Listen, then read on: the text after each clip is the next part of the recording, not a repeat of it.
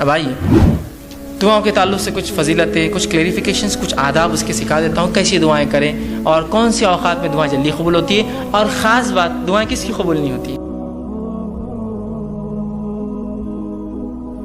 پہلے اس عنوان کا نام یہی ہم نے رکھا تھا، دعائیں کیوں قبول نہیں ہوتی. پھر پہلے میں نے کہا بہت چھوٹا عنوان ہو جائے گا، ذرا وسعت لاتے ہیں، دعا مومن کا ہتھیار.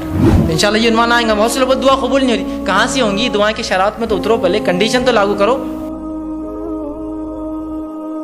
ٹھیک ہے، تو آئیے دعا کی فضیلت کیا ہے. میں نے کچھ تو باتیں رکھی اور رکھ دیتا ہوں. دعا آپ صلی اللہ علیہ وسلم فرمایا عبادت ہے، جامع ترمذی کی روایت. اسی طرح اللہ سے دعا مانگنے والا جو ہے بڑی عظمت والا عمل ہے. اللہ سے دعا مانگنا عظمت والا عمل ہے. ترمذی کی روایت ہے، آپ صلی اللہ علیہ وسلم فرمایا کہ دعا سے زیادہ عظمت والا کوئی عمل اللہ کے نزدیک نہیں ہے. دعا کرنا بہت عظمت والا عمل ہے، اور اس سے زیادہ عظمت والا اللہ کے نزدیک کوئی عمل نہیں. اسی طرح دعا تقدیر بدل سکتی ہے. آپ صلی اللہ علیہ وسلم نے فرمایا، یہ بھی جامع ترمذی کی روایت، آپ نے فرمایا اگر کوئی چیز تقدیر کو بدل سکتی ہے تو وہ دعا ہے. کتنی افضل چیز ہے نا دعا. سب کر سکتے ہیں ہم، اور سب کی قبول بھی ہوتی ہے، تو دعا ہے. اسی طرح دعا نازل شدہ اور غیر نازل شدہ تمام آفت اور بلاؤں کا حل ہے.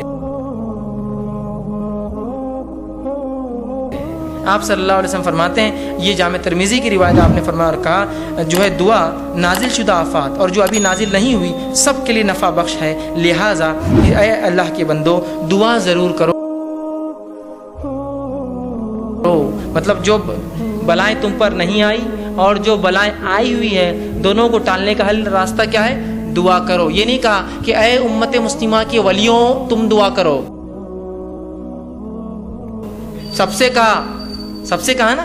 اگر خاص ہوتی دعا کہ اللہ گناہ گار کی نہیں سنتا تو کہتے نام کہ اے امت مسلمہ کے نیک لوگوں تم دعا کرو، اس لیے کہ جو بلا اتری ہے اور جو اترنے والی ہے وہ اسے ٹل جاتی ہے. نہیں کہا نا، تم سب دعا کرو.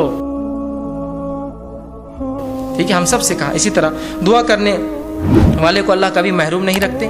دعا کے لیے ہاتھ اٹھانا یہ مسنون ہے، سنت طریقہ یاد رکھیے. آپ ہاتھ اٹھانا چاہیے دعا کے لیے، لیکن ہاتھ بہت لمبے نہیں پھیلانا، سوائے اس کے کہ آپ صلی اللہ علیہ وسلم عموماً جب ہاتھ اٹھاتے تو ہاتھ نزدیک ہوتے، ملے ہوئے ہوتے، حدیث میں آتا ہے ہاتھ ملے ہوئے ہوتے. ٹھیک ہے، اور جب آپ بہت شدت ہوتی تو ہاتھ کو دور نہیں کرتے. ہمارے پاس شدت کی دعا تو ہاتھ کھولتے جاتا ہو.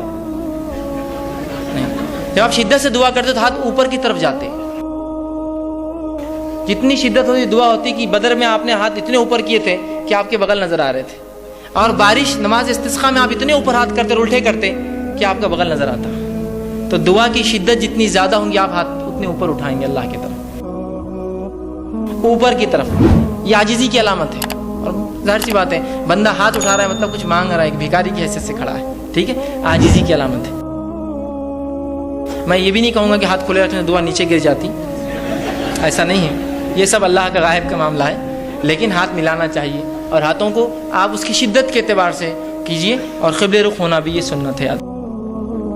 ٹھیک ہے، تو آپ صلی اللہ علیہ وسلم فرمایا دعا کے لیے ہاتھ اٹھانا مسنون ہے، اور دعا جب کرتا ہے بندہ محروم. ابن ماجہ کی روایت آپ نے فرمایا اور کہا تمہارا رب بڑا حیا کرنے والا ہے اور بڑا سخی ہے، بہت دینے والا ہے. اس کو ایک تو شرم بہت آتی اور بہت سخی ہے، بہت دینے والا ہے.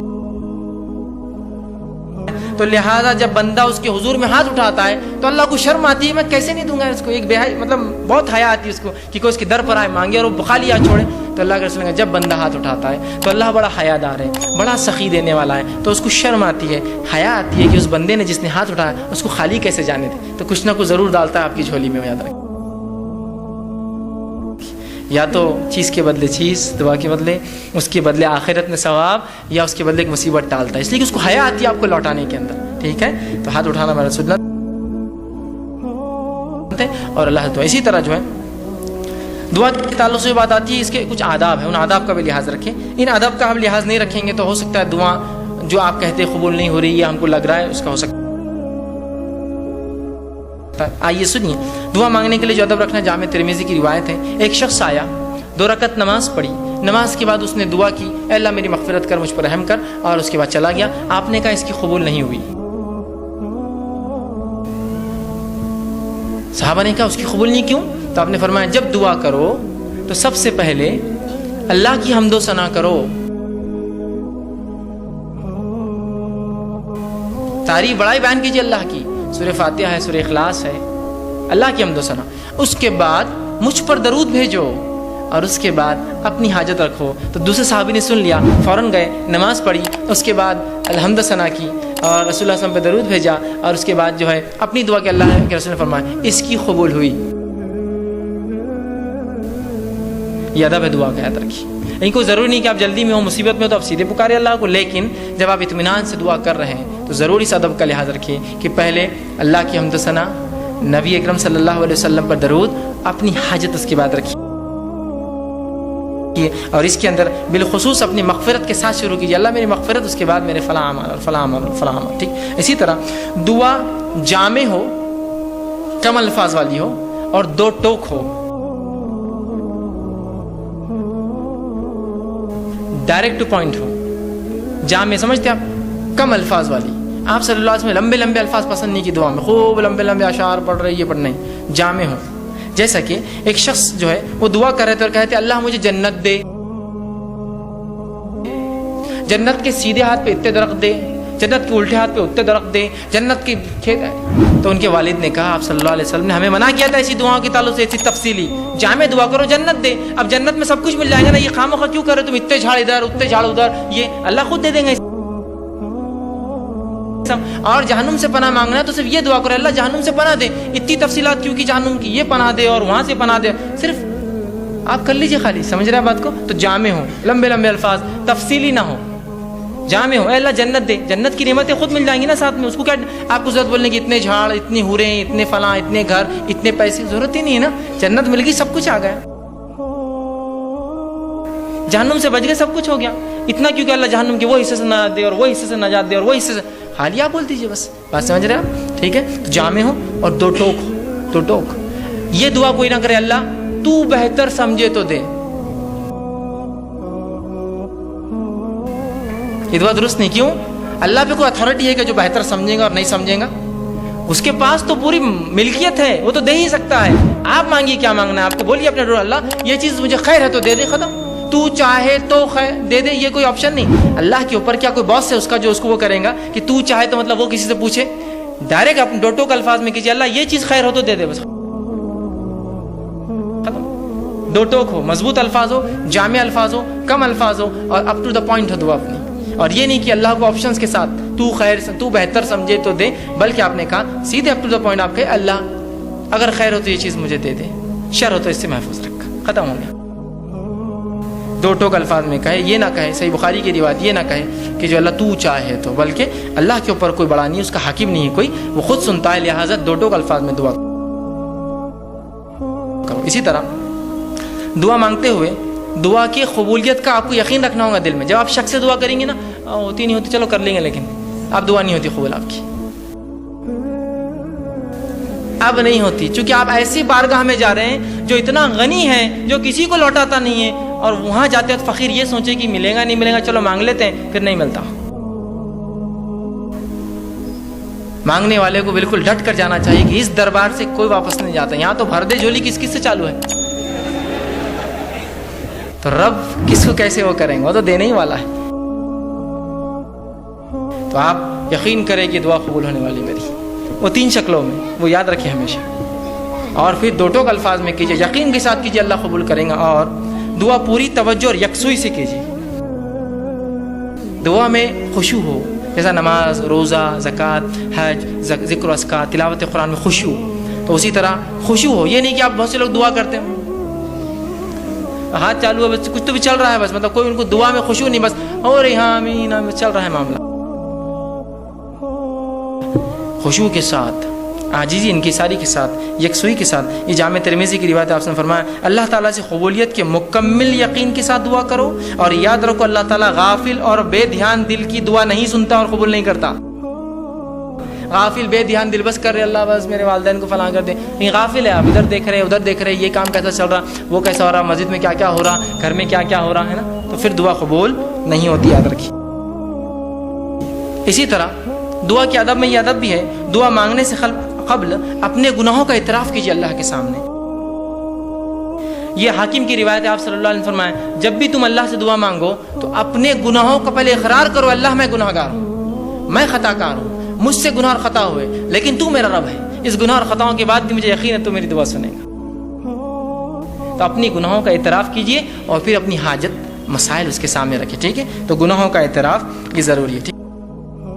اسی طرح خاص دعاؤں کے لیے آپ 3 بار بھی دہرا سکتے ہیں. خاص دعاؤں کے لیے اسپیشل جو آپ کی دعائیں ہوں کچھ تو آپ 3 بار دہرائیے, اس کی سنت ہے, یہ اس کا ادب بھی ہے.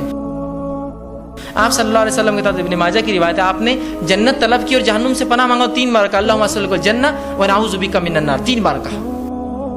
کہ تو بہت اہم دعا ہے نا, جنت پانے کی, جہنم سے بچنے کی. تو اس سے پتہ چلا آپ ایسی دعاؤں کو جو بڑی اہمیت کی ہے 3 بار دہرانا کر, اللہ میری مغفرت کر, اے اللہ میری مغفرت کر. یہ امپورٹنس کے لیے اور یہ سنت ہے. آپ جب بھی کوئی اہم دعا کرتے 3 مرتبہ الفاظ کے, جیسے عثمان ابن عفان کو دعا دی تھی 3 بار کی دی تھی ایک ساتھ. امپورٹنٹ تھا نا, اس لیے کہ جنگ تبوک میں مال لا کے دیا تھا جب کوئی دے نہیں رہا تھا, ٹھیک ہے. تو 3 بار. اسی طرح یہ ابن ماجہ کی روایت. اسی طرح جو ہے جامع ترمذی کی روایت, آپ نے فرمایا کہا کسی دوسرے کے لیے دعا مانگنے والے کو پہلے اپنے لیے دعا کرنی چاہیے پھر دوسرے کے لیے مانگنا چاہیے. اگر کوئی آپ سے کہا بھائی میرے لیے دعا کیجیے تو آپ صلی اللہ علیہ وسلم فرمایا پہلے اپنے لیے مانگ اور پھر اس کے لیے وہ چیز مانگ, اس لیے کہ پہلا محتاج تو وہی ہے جو مانگ رہا ہے اور پھر وہ ہے جس نے مانگنے کا کہا.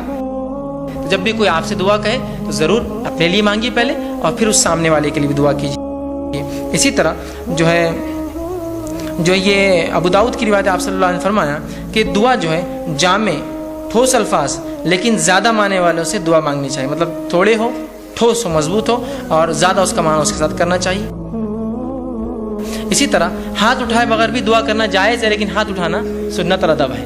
ہاتھ اٹھائے بغیر بھی کر سکتے ہیں, جیسے کہ آپ صلی اللہ علیہ وسلم نے نماز کے اندر تشہد کے اندر دعائیں کی, اس میں ہاتھ تھوڑی اٹھا سکتا آدمی. نماز کے تشہد میں, نماز کے مختلف ارکان میں تو بغیر ہاتھ اٹھائے کے, تو بغیر ہاتھ اٹھائے کے بھی کر سکتے ہیں, ہاتھ اٹھا کے بھی کر سکتے ہیں. اسی طرح جو ہے دعا سننے والے کے لیے آخر میں آمین کہنا چاہیے. جو دعا سنے, جب کوئی دعا کرے آپ سن رہے ہیں تو آمین کہنا چاہیے, اس لیے کہ آمین کہنا یہ جو ہے اے اللہ قبول کر کے معنی میں ہے. صحیح مسلم کی روایت ہے, آپ نے فرمایا جب بندہ اللہ سے دعا کرتا ہے تو فرشتے آمین کہتے ہیں, اس کے لیے وہ دعا کر کے آمین کہتے ہیں. تو پتہ چلا فرشتے دعا پر آمین کہتے ہیں, مطلب ہم لوگ بھی جب دعا کوئی کرے تو آمین کہنا چاہیے اس کے اوپر, لیکن دعا گناہ کی نہ ہو اور خطے تعلق کی نہ ہو. یہ 2 دعاؤں پہ نہیں کہنا چاہیے, چونکہ یہ دونوں دعائیں مانگنا غلط بھی, اللہ قبول بھی نہیں کرتا. کہ گناہ کی کوئی دعا یا خطے تعلق, جیسا کوئی دعا کرا اللہ لڑکی کے لیے بھاگنا آسان کر دے, اسے لوگ کرتے ہیں ایسی دعائیں, میرے لیے جوا, چرس, گانجا یہ سب آسان کر, میرے کلب کو جو سٹے کا ہے اس کو خوب چلا, ہے نا, لوگوں کو خوب بیمار کر تاکہ میرے دواخانے میں آئے.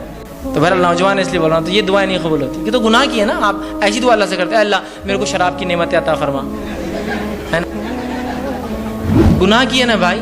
بیمار لوگ ہوتے رہیں گے, دواخانے آتے رہیں گے, الگ چیز ہے, آپ دعا نہیں کر سکتے, اس کی گناہ ہے نا, ایک غلط چیز کی دعا کر رہے ہیں آپ, سمجھے. ایسا پنکچر کی کسی نے دکاندار تو آپ کیا دعا کریں, اللہ خوب پنکچر ہو گاڑیاں اس شہر میں میرے پاس آئے. پنکچر تو فطری چیزیں ہوں گی, آپ دعا نہیں, آپ یہ کریں گے اللہ میرے رزق میں برکت دے. اب وہ کیسی ہوں گی وہ ایک الگ چیز ہے, یہ دعا ہونی چاہیے. تو گناہ کی دعا نہیں ہونی چاہیے. اسی طرح معمولی سے معمولی چیز بھی اللہ سے مانگنا چاہیے. معمولی بہت معمولی چیز ہے, اللہ سے مانگیے. ہم لوگ سمجھتے نہیں بڑے مسئلوں میں اللہ کو لانا چاہیے, معمولی مسئلے میں نہ کو کہ اللہ کو جو خواہ لانے کا نہیں, ہر مسئلے میں اپنے رب سے تعلق جوڑیے اپنا. اور معمولی دعا بھی آپ صلی اللہ علیہ وسلم سنیے کیا فرمایا. جامع ترمذی کی روایت ہے, انس بن مالک رضی اللہ عنہ فرماتے ہیں, آپ نے فرمایا اور کہا تم میں سے ہر ایک اپنی ضرورت اللہ سے مانگے, حتیٰ کہ جوتے کا تسمہ لیس بھی ٹوٹ جائے تو اللہ سے مانگے, اللہ نہیں لیس چاہیے. اور اگر نمک کی کمی ہو تو اللہ سے مانگے, اللہ نمک چاہیے مجھے. اس کے بعد کوشش, میں نے پہلے بیان کر دیا, کوشش کے ساتھ یہ سب چیزیں جڑی ہوئی ہیں کہ تسمہ لینے جائے, کوشش کرے, مال کما کے خریدے, نمک کے لیے باہر نکلے مانگے یا پھر خریدنے جائے, کوشش کے ساتھ, لیکن دعا پہلے. کوئی مشکل کوئی مصیبت, اگر کسی نے کیا ارے گاڑی پنکچر ہو گیا, اللہ میری مدد کرے اس معاملے میں, گاڑی پنکچر ہو گئی میری, کوئی بھی چھوٹی سے چھوٹی, لیس تو کتنی چھوٹی چیز ہے نا, کوئی بھی مصیبت ہو اللہ سے فوراً دعا, اس کے بعد کوششیں اپنی جاری رکھیں. اسی طرح دعا کرتے وقت اپنا رخ قبلے طرف رکھنا یہ بھی سنت ہے. آپ صلی اللہ علیہ وسلم نے جنگ بدر کا جو میں نے واقعہ رکھا تھا, آپ قبلے رخ ہوئے, یہ مسلم کی روایت ہے. اور دعا کی جس کے الفاظ صحیح مسلم کی روایت کے یوں ہیں, عمر بن خطاب کہتے ہیں جنگ بدر میں رسول اکرم صلی اللہ علیہ وسلم نے مشرکین مکہ پر ایک نظر ڈالی ان پہ, جب کھڑے ہو گئے تھے آمنے سامنے, تو وہ 1000 کی تعداد تھی, جبکہ آپ صلی اللہ علیہ وسلم کی صحابہ کی تعداد 319 تھی. پھر فرمایا رسول اللہ صلی اللہ علیہ وسلم نے قبلے رخ طرف کیا اور اپنے ہاتھ اللہ کے حضور پھیلائے اور پکار کر دعا کرنے لگی, پکار کر دعا کیا آپ نے. ٹھیک ہے، تو یہ دعا کی ادب.